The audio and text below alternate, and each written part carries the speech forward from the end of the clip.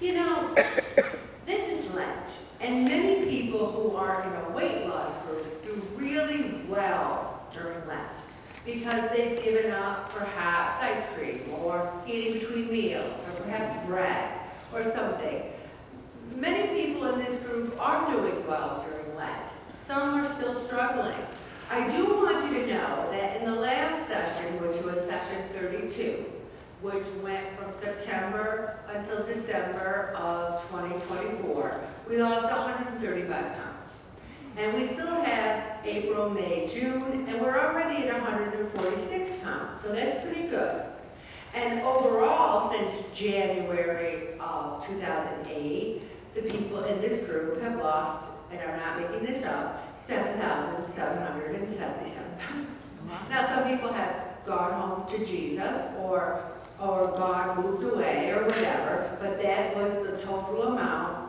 And again, there's no Ponzi scheme here, I pluses and minuses. So we're doing well. But I also heard from several people saying, it's not going to be pretty on the 24th because I'm going to eat like a pig on Easter. And I can appreciate the desire to want to do that. But let me talk to you a little bit about the meaning of Easter. Let me talk to you a little bit about how it's only one meal. And let me talk to you a little bit about if we are sacrificing for Lent, does Jesus really want us to come out of that sacrifice and really not treat our bodies well? So let's first of all talk about the meaning of Easter. The meaning of Easter is like saying, what's the meaning of Jesus? It's the same thing. Easter, Jesus, it's the story of his life. And Jesus, a lot of people say that Jesus' main mission was to teach and serve as an example. And you know, that was one of his missions, but it wasn't his main mission.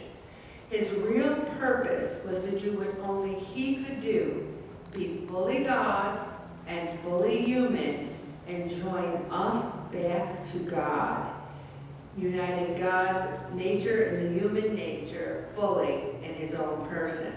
His sacrifice, his journey into the deepest depths of the human experience did good. He not only did what all of us will do, died, he conquered death by rising. And there's more witnesses to Jesus rising from the dead than there are to many things in history.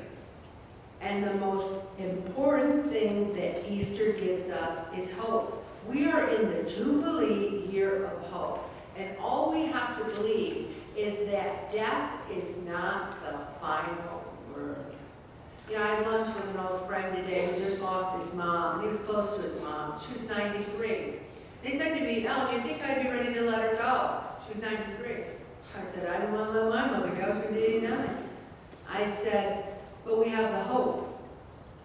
Without the hope of seeing those that we love again, it just doesn't make any sense to me. Life doesn't make any sense. The journey from hopelessness and death to joy and life is possible because of Jesus Christ.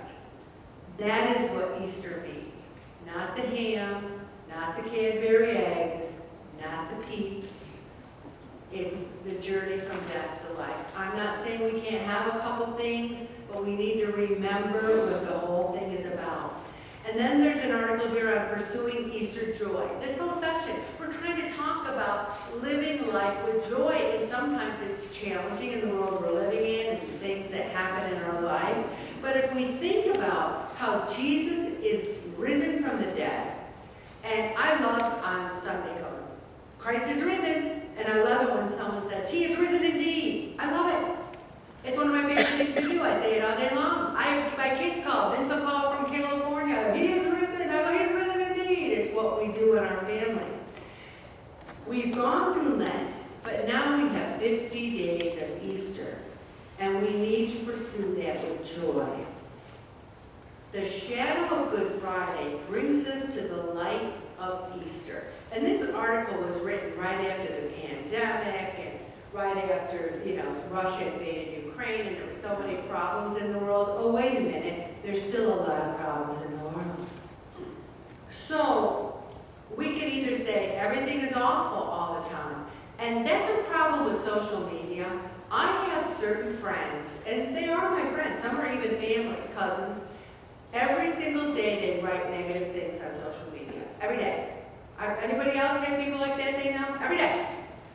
I don't know where they find these things, negative, negative, negative, negative. And I'm over there going, support our veterans, buy a wreath for their graves. Here's my, family who I love. I feel my own use of social media is to help others and spread love. If other people want to be negative on social media, we don't have to buy into it. We don't have to. Everyone has individual crosses we carry, and that can be huge at certain times, not so bad at other times. When I was losing my mother, that was a huge cross. It's been 2 years, I miss her, I love her, I've come to terms with things, but every day we live in the shadow of Good Friday in one way or another. But we also can live in the light of Easter. Let's say we're in a lot of pain, but we can spread some joy. Let's say you go to school and you can be an example to the kids, or you go to work and you can be an example to your coworkers. And we have to remember what John Paul II said. We are an Easter people, and Alleluia is our song.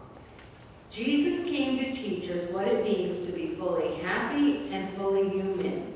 We don't pretend that life is all hunky-dory, but we also can look at life and say, there's going to be problems, there's going to be issues. I was talking to another member. She tried really hard this week and gained weight. I tried really hard this week and gained weight. Sometimes it happens. Do we quit? Do we say, well, wait a minute. I went to the gym for 4 hours. I got up at 5 a.m. I rode that bike. I'm going to go home and have what, everyone? A hot fudge sundae. No. You say, wow, why is my body hanging on to stuff this week? I don't know. You just have to say, and it's my one time of the day, everyone, it is what it is. And it's the same thing with our problems. There's always going to be someone who has it worse than you. If you don't believe me, tell them your problem, and they will immediately tell you that they have it worse than you. Won't they? You say, oh, I got this going on. You? It doesn't matter how simple it is. You can say, oh, I'm having trouble going to the bathroom. You? I haven't gone to the bathroom in 2 weeks. You know what I mean? They always have it worse than you. I've never seen anything like it. We need to look at life with faith and with gratitude, no matter what. Will there be hardship? Yeah. Last Saturday I had helped my best friend, we all grew up together, have an estate sale for her mother and father stuff. That's the house she grew up in. A lot of people, it's not their house, they move around, whatever, but she was born in that house 69 years ago. And we're getting rid of the stuff. And I prayed, Bob and I prayed all the way to Elmira Heights that it would go well, that she would be okay with it. We had more fun. We made the people laugh who came. Her mother had all these Avon decanters and in the box, and they're not worth anything. So everyone who left got free gift, an Avon decanter. And you would believe these people, they were looking through that box thinking it was the Holy Grail. They were thrilled. We made it fun for her. What could have been a very, very depressing time, we tried to make it fun. Also, what St. John Paul II says is we need to give ourselves permission to do things that give us joy. Bob and I have been working hard. We retired, but we're both working part-time. And my sister and I are going out to Vegas to see the Eagles, the old band, the Eagles, Desperado Eagles, not the American Eagle, but we're going in September on Breeze Airlines. And I am, for the first time in my life, going to go first class. Why not? Why not? Why not do something fun like that? I want to do something that next time Bob and I fly, we're going to fly first class. If you've got a couple of bucks, if you're working hard, do things like that.